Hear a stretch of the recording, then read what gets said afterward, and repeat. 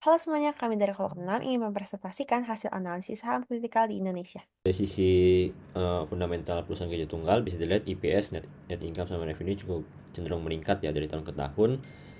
Selanjutnya kita bahas dari sisi cash flow, itu arus kas dari aktivitas operasinya cenderung juga meningkat, yang artinya mencerminkan peningkatan kemampuan perusahaan untuk menghasilkan kas dari operasional inti. Jadi dari sisi rasio keuangan, di sini ada ROA sama ROE cukup meningkat ya, dari tahun ke tahun juga meningkatnya drastis. Selanjutnya dari sisi current ratio dan quick ratio juga cenderung stabil, dan dari sisi kesehatan keuangan ini debt to equity ratio juga cenderung menurun. Nikal saham gaji tunggal. Jadi untuk proyeksi 1 bulan ke depan, di sini saya ada menemukan pola double top, dan di sini kalau bisa dilihat ada trendline supportnya itu udah tembus juga. Jadi untuk 1 bulan ke depan saya prediksi dia bakal turun lagi ke area 1000. Untuk 3 bulan ke depan, setelah dia mantul di area 1000-nya, dia bakal pullback lagi ke area 1150 sampai 1200, sorry. Nah, untuk 6 bulan ke depan, sorry. Dia akan membentuk pola triple bottom, baru potensi, dan jika ini terjadi, saya itu mentarget harga ke arah 1400. Nah, selanjutnya untuk 1 tahun ke depan, setelah triple bottomnya confirm, saya menggunakan area Fibonacci untuk mencari target area take profitnya, yaitu di sekitaran area 1600-an. Selanjutnya, analisis fundamental dari perusahaan mitra diperkasa. Jadi untuk income statement, pendapatan annualisasi 2024 mencapai 36,8 triliun, namun laba bersih turun menjadi 1,73 triliun. Untuk cash flow-nya, arus kas operasional kuartal 3 2024 membaik hingga 2,23 miliar, sementara kas bersih meningkat ke 567 miliar, meski nilai investasi dan juga pendanaan negatif akibat ekspansi dan juga pelunasan utang. Kemudian untuk balance sheet, total aset naik menjadi 28,7 miliar, kemudian ekuitas juga meningkat ke 13,8 miliar, dan juga liabilitas turun menjadi 14,8 miliar, menunjukkan struktur keuangan yang lebih sehat. Kemudian profitabilitas masih rendah dilihat dari ROA dan ROE-nya, sementara likuiditas terjaga dilihat dari current ratio dan juga quick ratio-nya. Kemudian struktur modal konservatif dengan risiko utang rendah dilihat dari debt to equity ratio dan juga total debt per total asetnya. Kemudian untuk valuasi, PI dari mitra diperkasa itu 15,34 yang lebih rendah dari rata-rata sektor yaitu 16,09. Sementara PBV-nya itu 2,35 menunjukkan valuasi premium yang wajar berkat portofolio merek global dan juga masih layak untuk diinvestasikan.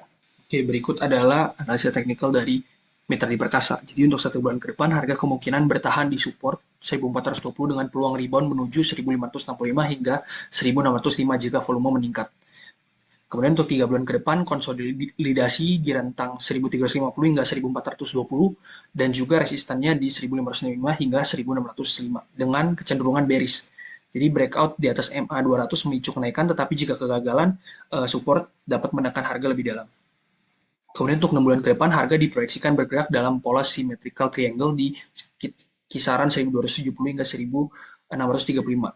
Jadi breakout resisten membuka peluang naik ke 1800 hingga 2000 sehingga kegagalan bisa membawa harga turun ke 1200. Kemudian untuk 1 tahun ke depan target bullish di 2000 hingga 2200 jika resisten 1635 dan juga MA50 ditembus dengan volume yang tinggi. Namun kegagalan support 1270 juga memicu tren turun hingga 1200.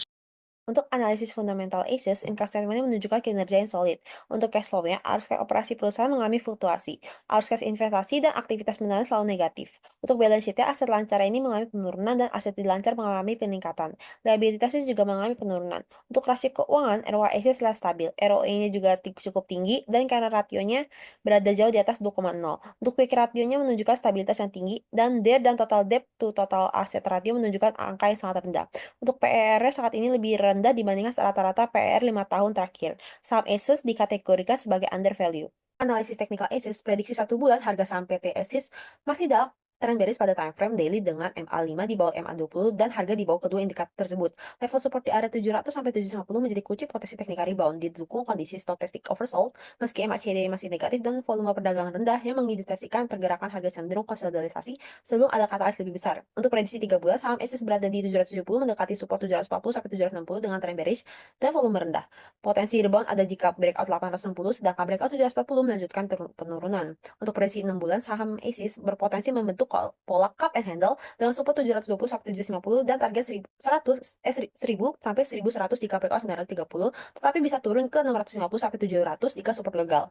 Untuk 1 tahun, ASIS menunjukkan pola cup and handle pada time frame mingguan dengan potensi kenaikan signifikan jika harga berhasil menembus resistance 930, didukung volume meningkat menuju target 1200 sampai 1400, namun kegagalan bertahan di support 720 dapat membalikan trend bullish dengan resiko penurunan 650 atau lebih rendah. Untuk analisis fundamental PT Era Jaya Swasembada, dilihat dari income statement-nya, ada ketidakseimbangan di mana revenue terus meningkat namun net income dan EPS sempat mengalami penurunan. Dilihat dari arus kas dari aktivitas operasi menunjukkan perbaikan besar pada Q3 2024 setelah sempat negatif di Q1 dan Q2 2024. Dilihat dari balance sheet, total aset mengalami kenaikan di 2023 dan sedikit penurunan di tahun 2024. Kemudian dari sisi rasio keuangan ROA dan ROE cenderung mengalami penurunan. Dari sisi current ratio dan quick ratio juga cenderung mengalami penurunan. Sedangkan debt to equity ratio dan total debt to total assets mengalami peningkatan. Kemudian berdasarkan PER dan PBV, jika dibandingkan dengan rata-rata historisnya, dapat disimpulkan bahwa saham Era saat ini dihargai lebih rendah dari nilai rata-ratanya selama beberapa tahun terakhir atau undervalued. Untuk analisis teknikal saham Era 1 bulan ke depan, prediksi harga bergerak sideways di area support 400 sampai 404 dengan potensi rebound menuju resisten 440 hingga 460. Namun kegagalan menembus resisten bisa membuat harga kembali menguji support. Untuk prediksi saham Era 3 bulan ke depan, prediksi harga sideways dengan peluang rebound ke 440 sampai 460. Namun kegagalan menembus resisten bisa membawa harga kembali menguji support. Untuk saham Era 6 bulan ke depan, dengan time frame weekly, jika harga bertahan di atas support 395 sampai 400, berpotensi rebound ke 500 sampai 600. Penembusan tren turun dengan volume tinggi bisa mengarah ke resisten 700. Untuk saham Era 1 tahun ke depan, dengan time frame weekly, prediksi harga bisa naik ke 700 dalam 1 tahun jika volume mendukung breakout, dengan level support 400 sebagai pengamanan. Untuk dari laporan laba rugi menunjukkan bahwa kenaikan tajam untuk pendapatan bersih sebesar 607 miliar, kemudian dari arus cash flow juga lumayan positif di mana mengalami kenaikan di tahun 2024-nya. Untuk balance sheet-nya juga relatif lancar, asetnya juga terkendali dengan baik. Di rasio keuangannya untuk return on asset dan equity juga relatif stabil dan terkendali. Untuk current ratio dan quick ratio-nya juga terjaga dan hanya memiliki aset-aset lancar yang cukup untuk memenuhi kewajiban, dan debt-nya juga terjaga dengan baik. Untuk valuation-nya, SCMA sendiri ini udah termasuk undervalue dibandingkan harga-harga sebelumnya. Terus untuk price to book value-nya juga tergolong rendah dan cukup menarik untuk para investor. Oke, untuk saham SCMA sendiri untuk 1 bulan akan mengalami pantulan menuju resistensi yang baru kurang lebih 175 hingga 200. Kemudian untuk 3 bulan sampai 6 bulan akan mengalami pemantulan kembali atau koreksi dan turun kembali hingga 120. Dan pada saat 1 tahunnya akan mengalami prediksi yang cukup naik hingga memantul kurang lebih membuat resisten baru sekitar 220-an.